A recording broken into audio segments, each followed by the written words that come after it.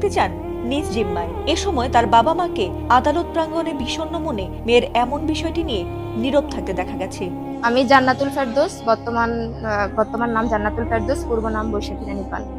আমি ইসলামের প্রতি ভালো লাগা থেকেই ইসলাম নিয়ে ইন্টারমিডিয়েট থেকেই সেই ঘাটাঘাটি করা, এবং তারপর আমি ঘাটাঘাটি করার পর জানতে পারলাম যে না, সত্য ধর্ম হচ্ছে একমাত্র আল্লাহর কাছে মনোনীত ধর্ম হচ্ছে ইসলাম। তারপর আমি সত্যকে গ্রহণ করি এবং আমি স্বেচ্ছায় এই ধর্মে আসি। এখানে কারো প্ররোচনা ছিল না কিংবা কোনো প্রেম ঘটিত বিষয় ছিল না, একান্তই আমি সত্যের সন্ধানে এখানে এসেছি। আমার বাড়ি হাইমচর, আমি চাঁদপুর সরকারি কলেজে গণিত বিভাগ চতুর্থ বর্ষে আছি। আমার বাবার নাম কালীপদ পাল, মায়ের নাম উজ্জ্বলা রানী পাল। আমি সহজ কথা হচ্ছে, ইসলাম কখনো পরিবারের সাথে সম্পর্ক ছিন্ন করার কথা বলে না। আমি তাদের সাথে কখনোই সম্পর্ক ছিন্ন করতে চাই না। তারা আমার ভাই ছিল, মা ছিল, পরিবার ছিল এবং এখনো তারা থাকবে এবং আজীবনই থাকবে আমি যতদিন বেঁচে আছি। তারা যদি আমার সাথে সম্পর্ক ছিন্ন করতে চায় সেক্ষেত্রে তারা করতেই পারে, কিন্তু আমার পক্ষ থেকে আজীবন তাদেরকে আমি পরিবার বলে মেনে এসেছি এবং মানব। তারা, আমি সবসময় তাদের পাশে থাকতে চাই, সেক্ষেত্রে তাদের বিষয় যে তারা আমাকে মেনে নিবে কিনা।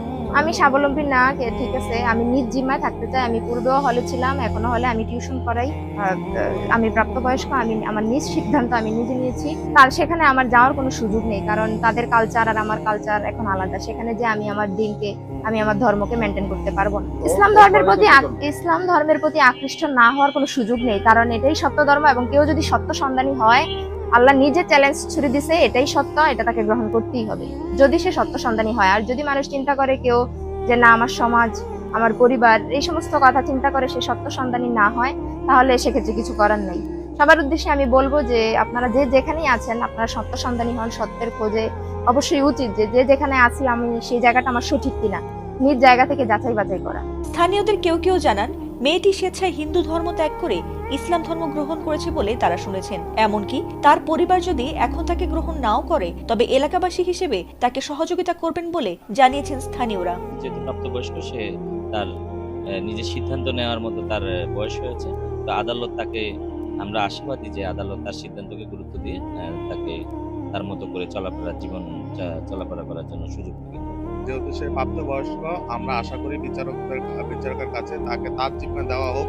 সে জানে সচ্ছল ভাবে তার ইসলাম ধর্ম গ্রহণ করতে, যেহেতু ইসলাম ধর্ম অনুযায়ী সে চলতে পারে, এই আশা ব্যক্ত করতেছে। এদিকে জান্নাতুল ফেরদৌসকে সিনিয়র জুডিশিয়াল ম্যাজিস্ট্রেট ইতি বণিকের আদালতে হাজির করা হয়। সেখানে ফৌজদারি কার্যবিধি 22 ধারা অনুযায়ী তার জবানবন্দি নেওয়া হয়। আদালত তার বক্তব্য শুনে অবশেষে তাকে নিজ জিম্মায় দেওয়ার নির্দেশ দেন।